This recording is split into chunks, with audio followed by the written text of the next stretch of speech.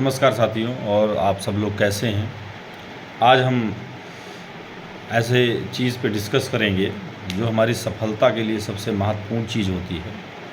प्रायः हम अपने उस सफलता के शिखर की तैयारी के समय बहुत सारे मानसिक और शारीरिक हालातों से गुजरते हैं, और ऐसे हालात कभी कभी ऐसे आते हैं जहाँ पे हमें मानसिक दृढ़ता का जो है, मेंटल टफनेस का जो है परिचय देना पड़ता है।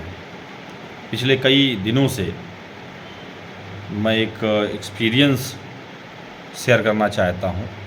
वो है कि हमारे विभाग में या जहाँ मैं काम करता हूँ वहाँ एक स्टाफ है। उस स्टाफ की कहानी है कि जो हमारे यहाँ जिस जगह में काम करता हूँ वहाँ से अगर रिटायर हो जाते हैं तो वहाँ पेंशन नहीं मिलती है। पुराना कर्मचारी है, वैसे नई पेंशन व्यवस्था में कंट्रीब्यूटरी पेंशन व्यवस्था है जिसमें एम्प्लॉई का होता है और एम्प्लॉयर का कंट्रीब्यूट करके जो भी फंड अवेलेबल होता है उससे पेंशन मिले। लेकिन वहाँ पे ऐसा सिस्टम नहीं है। उनकी जो प्रॉब्लम है वो ये है कि वो रिटायर हो रहे हैं, पेंशन की कोई व्यवस्था नहीं है, और हालात ऐसे हैं कि उनका जो इकलौता बेटा है वो कुछ करता नहीं है। अभी उसकी शादी नहीं हुई है, वो 28 साल का है, बीकॉम की डिग्री उसके पास है, और साथ ही साथ CCC में उसने प्रशिक्षण भी लिया है। और कहानी उसकी ऐसी है कि वो ज़्यादातर समय सोता रहता है और घर के में रहता है, और अगर उससे कुछ कहा जाता है तो बात बात पे उसका चिड़चिड़ापन रहता है।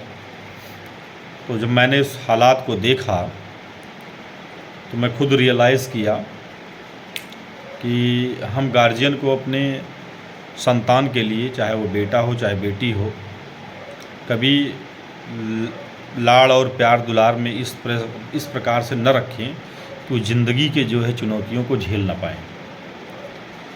और जो मैंने उसका एनालिसिस किया, उसने एक अपने चारों तरफ एक कन्फाइनमेंट सेल बना ली है जिसको हम कंफर्ट जोन भी कहते हैं।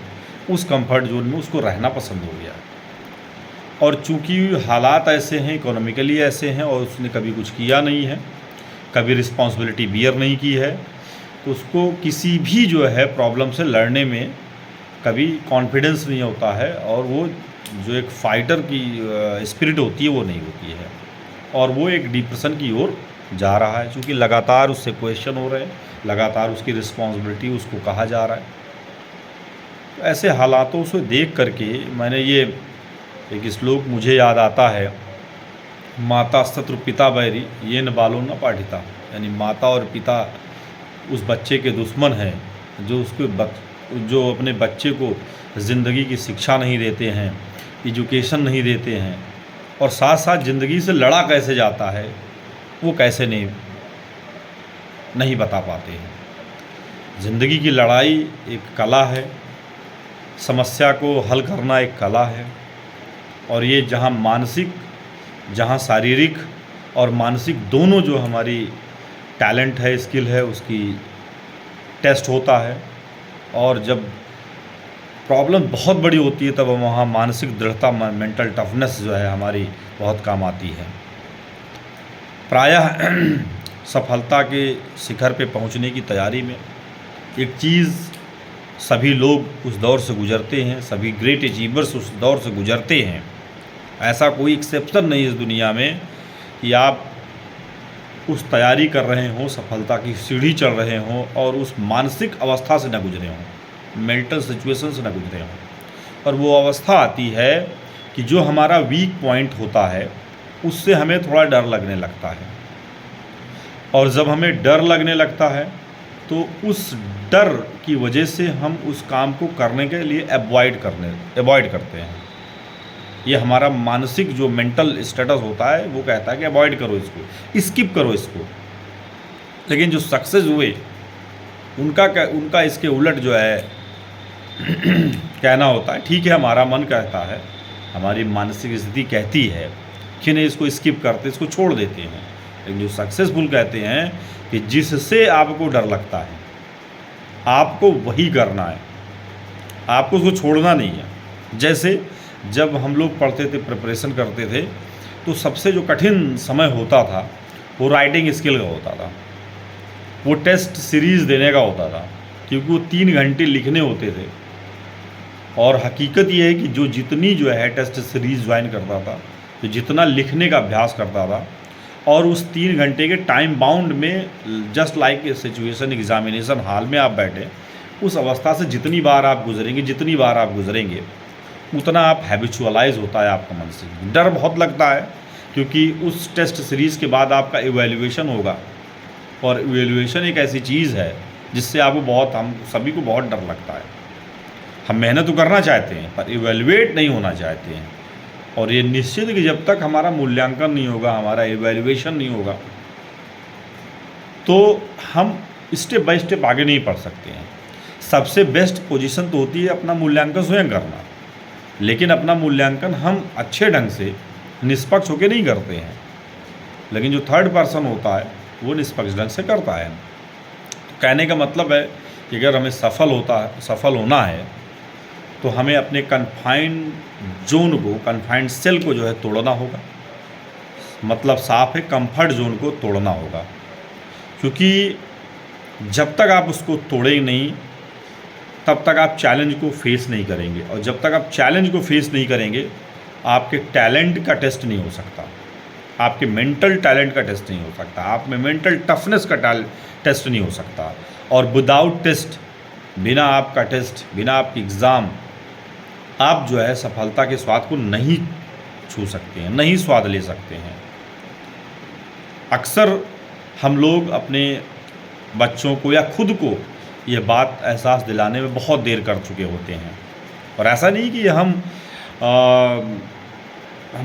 कुछ समय बाद नहीं करेंगे तो समय निकल जाता है, ऐसा नहीं है। जब से हम शुरू करेंगे, किसी काम में कोई देरी नहीं होती है, देर नाम की कोई चीज़ नहीं होती है।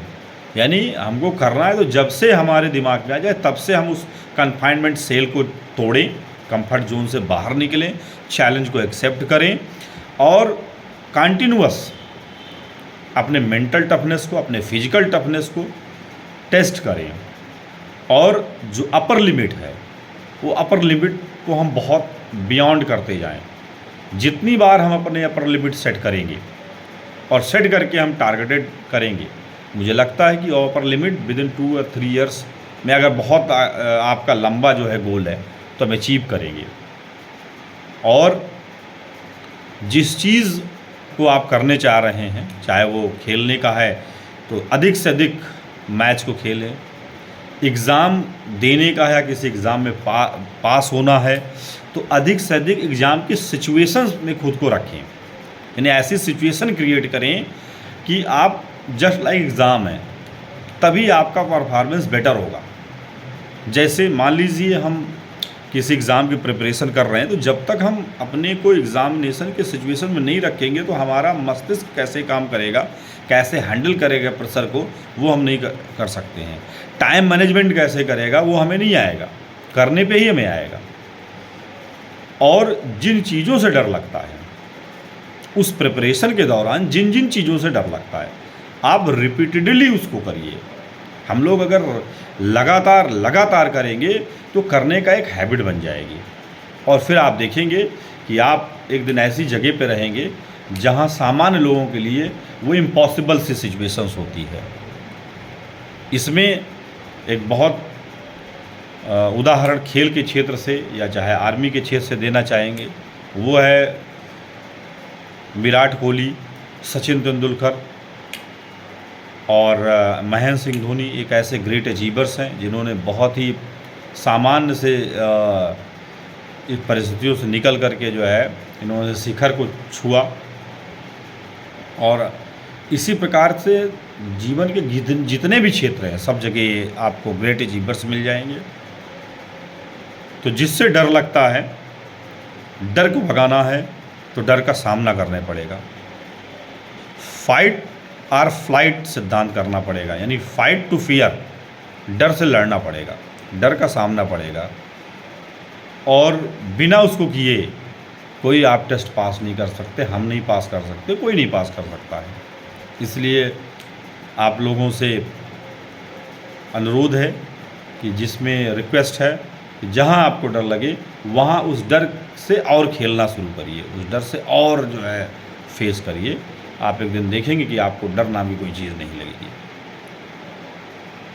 क्योंकि हमारे प्रथम फील्ड मार्शल ने कहा है कि डर या तो आदमी को नहीं लगता, डर या तो भगवान को नहीं लगता या निर्जीव को नहीं लगता है, बाकी दुनिया में डर सभी को लगता है।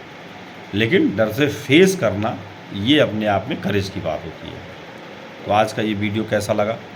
आप लोगों से रिक्वेस्ट है, इट्स माय हम्बल रिक्वेस्ट कि आप अपने जो सजेशंस हैं वो हम तक पहुंचाएं, जिससे हम आने वाले टाइम में और अच्छे से अच्छे कंटेंट जो है बनाएं, जो आप तक पहुंचाएं।